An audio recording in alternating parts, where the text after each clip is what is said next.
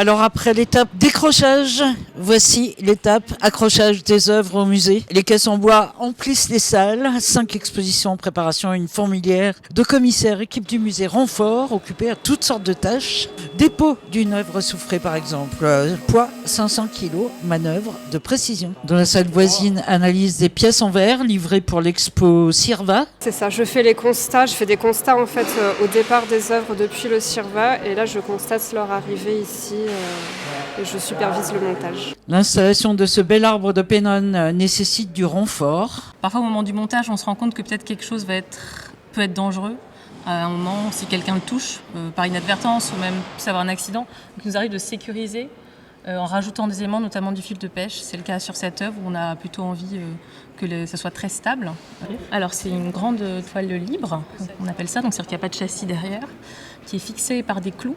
Donc il y a des trous qui sont préparés dans la toile, on ne la perce pas à chaque fois évidemment. Il y a un plan de montage, on suit ce plan-là et on respecte cet ordre de montage. Dans les salles Fluxus, des milliers de cartes sortent des boîtes comme des mantras ou des sortilèges jetés. C'est foisonnant, tout comme l'exposition rétrospective d'Alison Knowles qui regorge d'archives, livres d'artistes, témoignages, photos, art conceptuel, écrits et sons. L'installation doit donner des repères. Parce qu'il y a des œuvres de nature très différentes les unes des autres.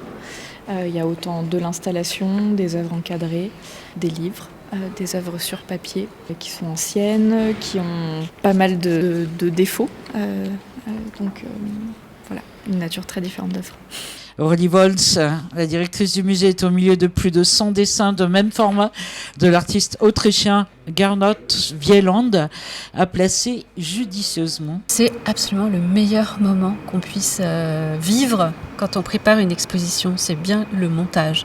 C'est à ce moment-là qu'on découvre les œuvres, qu'on ouvre les caisses, qu'on imagine qu'elles étaient beaucoup plus grandes ou alors beaucoup plus petites, ou qu'elles sont vraiment, vraiment très belles, en tout cas plus belles que sur la photo. Alors ici, ce sont autant d'espaces dessinés en direct par le scénographe du musée, Nicolas Brun, qui signe sa 200e scénographie. Dans ce métier, c'est un exploit, tout comme le réemploi quasi intégral des matériaux. Et là, sur les 3000 m² qu'on va réouvrir, on a réemployé la totalité, mais vraiment, quand je dis la totalité, c'est que vendredi soir, on a eu un petit problème sur un socle, il nous en restait un sur des centaines, on l'a réutilisé, il était pile à la bonne taille. On a utilisé la totalité de notre stock, 85% des cimaises, 0 construction sur l'exposition d'Alison Knowles. Et puis voilà, quoi, c'est comme ça qu'on arrive à s'en dépêtrer.